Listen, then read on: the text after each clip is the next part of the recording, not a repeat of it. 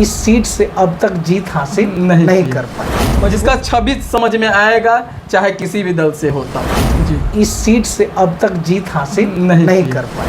अल्टू पल्टू चलते रहता है आपकी भाषा में। नमस्कार, हॉट इंडिया देख रहे हैं। देखिए, ये चुनावी मेला है। चुनावी मेला में आप सभी का स्वागत करते हैं। आज हम लोग चर्चा करने वाले हैं रूनी सैदपुर को लेकर, जो सीतामढ़ी के ही अंग है, विधानसभा है रूनी सैदपुर, उस पर चर्चा करने वाले हैं।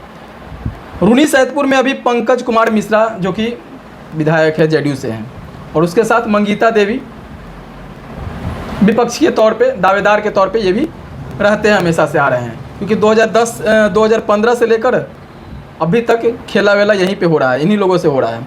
हालांकि उससे पहले 2015 में मंगीता देवी ने जीत हासिल की हुई थी रूनी सैदपुर से, और पंकज कुमार हारे हुए थे। और इस बार पंकज कुमार मिश्रा जीते हैं और मंगीता देवी हार गई थी 2020 में। पंकज कुमार ने 73,205 समथिंग वोट लाए हुए थे, और मंगीता देवी जो कि 48,576 आरजेडी से मंगीता देवी, और मुकेश कुमार मिश्रा जेडीयू से। क्या कुछ है, सब चीज़ चर्चा करने वाले हैं। और इस बार जनमत किस तौर भाग रही है, किसके ओर भाग रही है, ये सभी चीज़ों पे हम जिक्र करने वाले हैं। भैया, तो सबसे पहले तो आपका बहुत बहुत स्वागत है। क्या लगता है चुनावी मेला में? हॉट इंडिया के दर्शकों को मेरा आभार, आपको बहुत बहुत सप्रेम आशीर्वाद। और ये जो चुनावी मेला का सफ़र आज रूनी सैदपुर विधानसभा की तरफ जो आया है जी, तो सबसे पहले तो आपने जो जानकारी दी वो दर्शकों के बीच तो है ही। जो हमारे दर्शक आउट ऑफ बिहार हैं या आउट ऑफ सीतामढ़ी हैं, बाहर के दर्शकों को बता दूं कि रूनी सैदपुर जी, रूनी जो सैदपुर मिठाई के लिए बहुत प्रसिद्ध है जी, बालूशाही के लिए जी। तो बिहार के लोग जो है कि जानते होंगे कि रूनी सैदपुर बालूशाही का एकदम जो है और सभी जैसे मुजफ्फरपुर लीची के लिए प्रसिद्ध है, वैसे ही रूनी सैदपुर की बालूशाही बेस्ट लगता है। जी जी। तो आज हम लोग रूनी सैदपुर विधानसभा की बात कर रहे हैं। इसके बारे में ज़रा बता दिया जाए कि रूनी सैदपुर विधानसभा जो क्षेत्र है बिहार के सीतामढ़ी जिले में स्थित है जी। और इसमें पूरा रूनी सैदपुर प्रखंड तथा नानपुर प्रखंड के 5 ग्राम पंचायत जैसे गौरा हो गया, मोहिनी हो गया, पंडौल बुजुर्ग हो गया, बथसली हो गया, कौरिया, रायपुर शामिल है जी। और यह जो सीट है जी, वो वर्ष 1951 में अस्तित्व में आई थी जी। और 1952 से लेकर जी, अभी तक 17 विधानसभा चुनाव वहाँ से हो चुके हैं और ये सीतामढ़ी लोकसभा क्षेत्र का अभिन्न अंग है जी। शुरुआती दशकों से बात करें जी, शुरुआत से, जी। चूँकि ये चुनावी मेला है और चुनावी मेला के दर्शकों को बताऊं कि शुरुआत में यहाँ कांग्रेस पार्टी को 4 बार जीत हुई, मतलब 20 साल कांग्रेस ने शासन किया है। लेकिन वही बारी बारी से, एकदम से लगातार नहीं।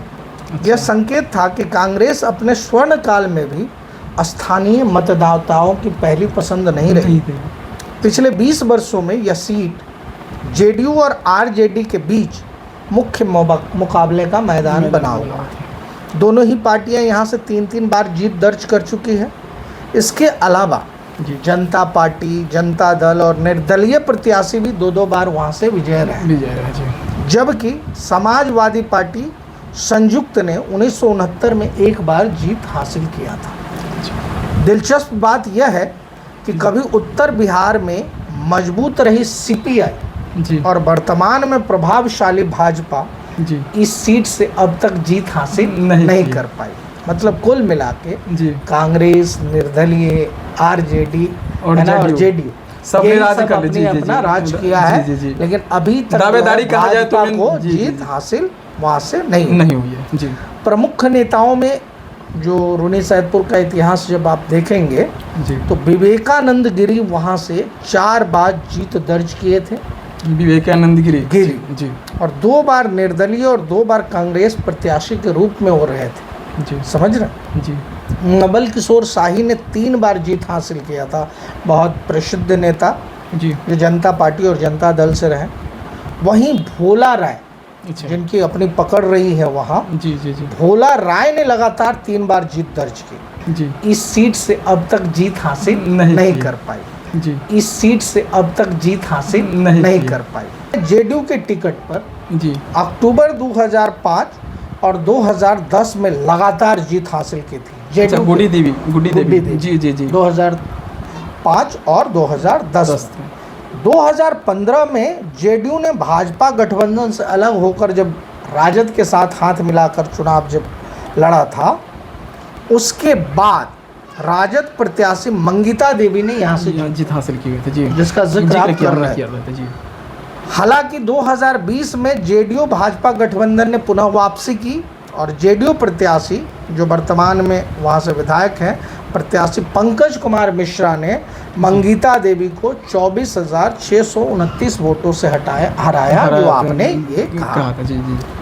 दिलचस्प बात यह है कि इस क्षेत्र में दल बदलू नेताओं, कभी इस दल में, कभी उस दल में, कभी उस दल में, टिकट के समय में ये सब हेरफेर करने वाले लोग हैं, भगौड़ा है, रहता है, अल्टू पल्टू नाम के लोग हैं वहाँ पे। लेकिन मतदाता ऐसे बदलाव को नकारात्मक नजरिया से नहीं देखते, पॉजिटिव दिशा में ले जाते हो। हाँ, मतलब केनू से आइएगा, अगर व्यक्ति विशेष समझ में आया तो टिकट मतलब ये वोट कर देते हैं जी। और जेडीयू ने यहाँ अपनी स्थिति मजबूत की है, खास करके सीतामढ़ी लोकसभा सीट पर लगातार जीत के साथ। अभी जो सांसद में दिवेश जी। जी जी जी देवेश चंद्र मिश्र। हालांकि 2019 में रूनी सैदपुर खंड से उन्हें 47,480 वोटों की बढ़त मिली थी जी 2019 में जी सांसद के चुनाव, जी जी जो कि 2024 में घटकर 19,574 रह गया। मतलब कुल मिला के 25,000 वोट, 27,000 वोट जो है कम गया है लोकसभा। अच्छा अच्छा, समझ रहे हैं? जी। अगर 2025 के चुनाव में जेडीयू और भाजपा जी जो मिलकर लड़ रही है गठबंधन के साथ, जी मिथिला क्षेत्र में हिंदुत्व भावनाओं पर जोर देने की कोशिश कर रही है, जी विशेषकर तब जब चुनाव से कुछ ही महीने पहले सीतामढ़ी के पुनौरा धाम स्थित जी मां जानकी मंदिर पुनर्विकास का शिलान्यास हुआ है। जी जी जी। दूसरी ओर ये नहीं कहा जा सकता कि हाँ इसका असर रहेगा, क्योंकि मैंने आपको शुरुआत में ही बताया कि यहाँ जो है अल्टू पल्टू चलते रहता है आपकी भाषा में। जी। यदि विपक्षी गठबंधन, जी महागठबंधन तेजस्वी एकजुट होकर जनता के सामने अगर मजबूत विकल्प प्रस्तुत करता है जी तो वो सत्ता विरोधी लहर का लाभ उठा सकता है और हो सकता है कि ये सीट जो है गठबंधन के खाते में भी जा सकता है। देखिए, कहने के लिए यहाँ पे उल्टू पुल्टू चलते रहता है, और एक चीज़ से मतलब यहाँ पे कंडीशन है कि अगर नेता समझ में आ जाता है तो चुनाव कर देते हैं, वोट कर देते हैं लोग। हालांकि कहा जाता है कि मतलब एक बार ये तो एक बार वो, तो ऐसा ही हुआ था। पंकज कुमार मिश्रा इस बार जीते हुए थे, उससे पहले हारे हुए थे, और उसके साथ एक गुड्डी देवी का नाम बार बार आ रहा है। गुड्डी देवी जो कि मतलब 3-4 बार विधायक रही भी है, अच्छा खासा उनका लोकप्रिय नेता भी है। तो देखिए इस बार कैसा होता है, त्रिकोणीय मुकाबला होता है या नहीं होता है, ये तो भविष्य के घर में पल रही है ये बात। लेकिन भैया के अनुसार इस बार वोट वही करेंगे, उन्हीं को किया जाएगा जो जिसका छवि समझ में आएगा, चाहे किसी भी दल से हो तब। बिल्कुल किसी भी दल में हो, लेकिन जेडीयू और भाजपा जो कि गठबंधन तो ही जी जी जी और एनडीए के साथ ही हो सकता है, के साथ दोनों की लड़ाई हो सकती है। उसके बाद प्रशांत किशोर जी का दबदबा वहाँ रहेगा जी, बहुत मेहनत कर रहे हैं वो जी। बाकी के लिए कहने के लिए इन्हीं दोनों पार्टियों के बीच में लड़ाई रहेगी जी। कौन जीतता है कौन हारता है ना, ये देखने का दिलचस्प रहेगा। तो देखते रहिए हॉट इंडिया। हमें दीजिए इजाज़त, मिलते हैं अगले वीडियोज में, तब तक के लिए धन्यवाद, नमस्कार।